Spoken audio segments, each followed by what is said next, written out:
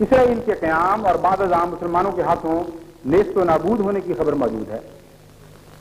ये तो ऐसा मसला है। आप फरमाते हैं इसराइल के सिलसिले में कि पहले तो ये बताया कि मैंने पहले से लिख दिया था कि इसराइल कायम होगा, तो तफसीर कबीर उठाकर देख लो, उसमें लिखा हुआ है। लेकिन फरमाया कि ये भी लिखा हुआ है उसमें कि इसराइल फिर मिटेगा भी और मुसलमान जवानों के हाथों मिटेगा। फरमाया इसके माने ये हैं कि फिर मुसलमान फलस्तीन में जाएंगे और बादशाह होंगे, और लाजमन इसके ये माने हैं कि फिर यहूदी वहां से निकाले जाएंगे।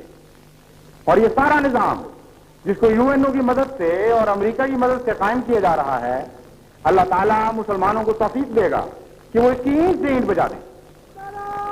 अल्लाह ताला मुसलमानों को इसकी तौफीक देगा कि वो इसकी ईंट से ईंट बजा दें और फिर इस जगह पर लाकर मुसलमानों को बसाएं।